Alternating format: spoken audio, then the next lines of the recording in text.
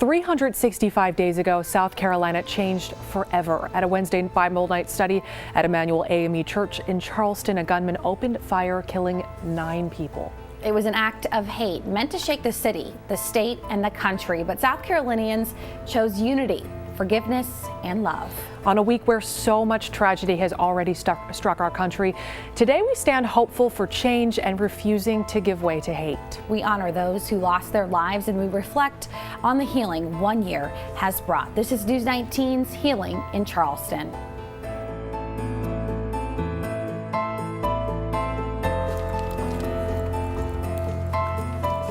To their kids, how they can go to church and feel safe. And that's not something we ever thought we'd deal with. It's so hard to look at these flowers, at these letters, bearing the words, I love you, I miss you. I will never be able to hold her again, but I forgive you and have mercy on your soul. This community and my family means everything to me.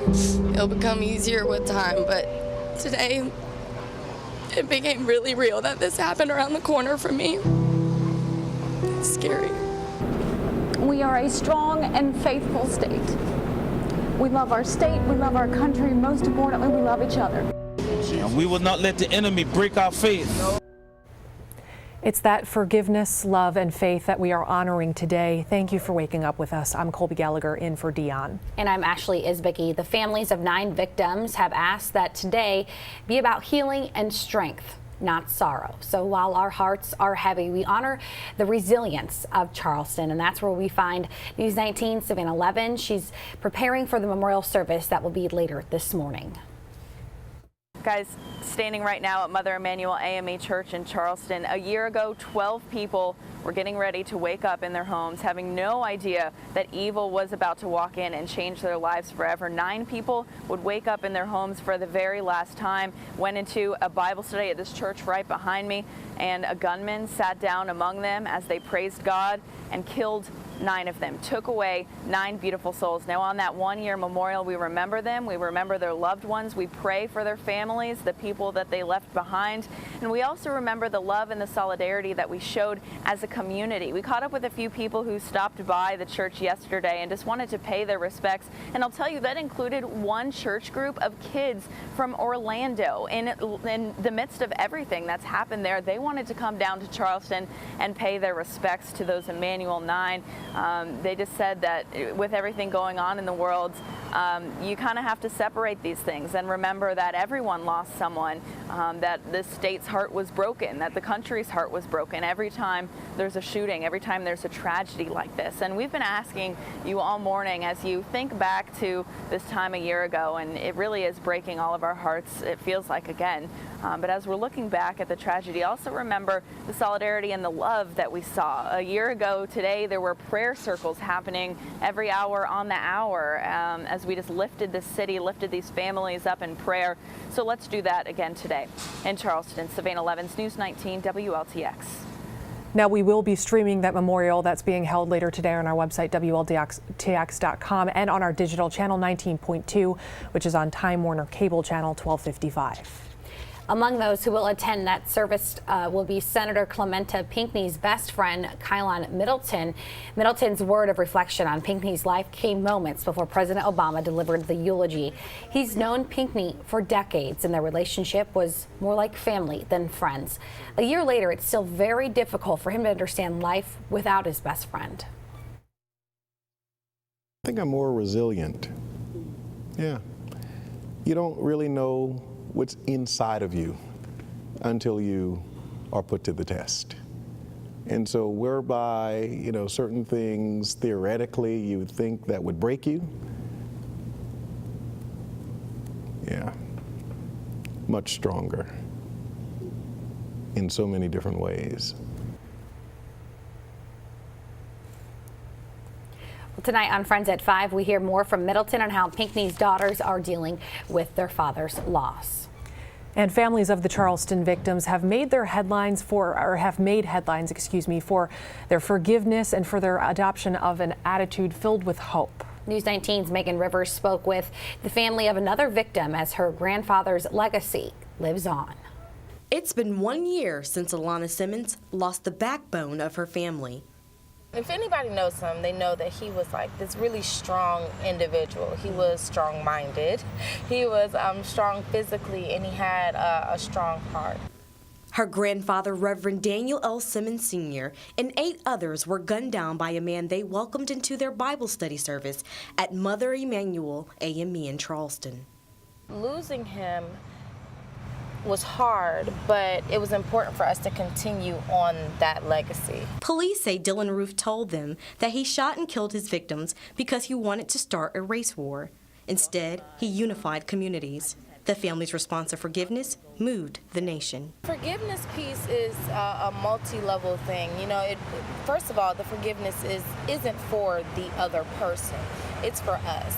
And moving on from what happened, there's no way that we can preach love and live love and then harbor hate in our hearts. And spreading love is what she and her family have continued to do.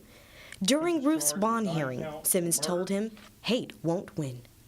Before we got out the courtroom, it was this nationally trending hashtag, so we decided to use that hashtag to create a social media challenge where we challenge people to go out, show an act of love to someone who's different, and to post that to their social media accounts with the hashtag hate won't win. Simmons said it was important to her family to carry on her grandfather's legacy. We didn't want my grandfather to be remembered for how he died. We wanted him to be remembered for how he lived. What's it like 1 year after encountering Dylan Roof? It's a sense of hope almost, because it's like we have this whole new family of people. You know, we're very close friends now with the survivors and other victims' families, and we all have a common bond, and we're all doing things to help memorialize our loved ones. When asked what did she think her grandfather would say about her movement, I'm sure that he is up there, you know, just giving all kinds of directions to myself and others, and you know, he's really proud of what it is that we're doing, and that's, you know, the point of doing all this. In Columbia, Megan Rivers, News 19, WLTX. Well, the March for that Unity Walk is tomorrow at 11 o'clock in the morning in Charleston. Dr. Bernice King will be the speaker, and Pastor Shirley Caesar will be performing a song she wrote for the families of the Charleston 9. It will start that march at Marion Square and go to the Gaylord Center. And we are expecting the temperatures to be much more reasonable, I would say, for tomorrow's events, Efren. Yeah, we're just going to have to get through the very hot and muggy conditions again for today, as we're starting off with temperatures in the 70s right now. 76 in Saluda, 72 at in Camden, Bishopville even warmer at 78 degrees, Orangeburg at 75. Here in Columbia, we're at 79 degrees. Beautiful sunshine out there, but it's already starting to feel muggy. Dew Point is at 66 degrees. It feels more like 81 with westerly winds at about 6 miles an hour. And here's your hour-by-hour forecast. By 9 o'clock this morning, 79 degrees. We'll have a lot of sunshine to start, but as we get around lunchtime, 92 degrees. We could see a sprinkle or two. And as we get into the mid and late afternoon, we're looking at temperatures to really heat up. 97 for a high, heat index of 103 as winds will shift out of the northwest up to 15 miles an hour. But we do have a chance for an isolated shower or thunderstorm in the central and southern Midlands today. As far as the roads right now, you're checking on your traffic conditions. We take a look right now at I-26. The right-hand side is westbound as you're coming off of St. Andrews Road. Traffic has been moving along, but we do have at least one issue on the roadways right now. This is going to be an accident reported on I-26 eastbound as you're trying to get onto the on-ramp for Airport Road. Now, if you're traveling from Shaw Air Force Base on the Sumter Highway to Fort Jackson, about 35 minutes. I-77 heading north from I-26 to Fort Jackson, about 11 minutes. I'll have your nicer 7-day forecast coming up in just a few minutes, ladies. All right. Thanks, Efren. Well, all over the country, thoughts and prayers are for Mother Emanuel. T.D. Jakes, the pastor, author, and now television host on WLTX this fall, offers these words of comfort and hope.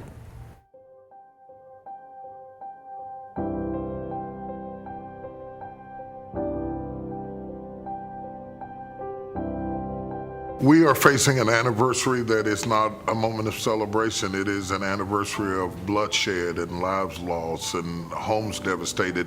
Mother Emanuel Church becomes, in our minds, a place not only of worship and prayer and praise, but a place where America's heart was victimized as people who came to pray didn't come to stay.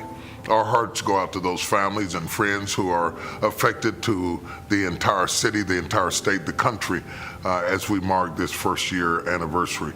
The only way to defeat this, as we are here again through what we see in Orlando, is for us, regardless of color or politics or orientation or denomination, to come together as you did so dramatically, and sing together and pray together and worship together and share each other's pain, because it is far too much to bear alone.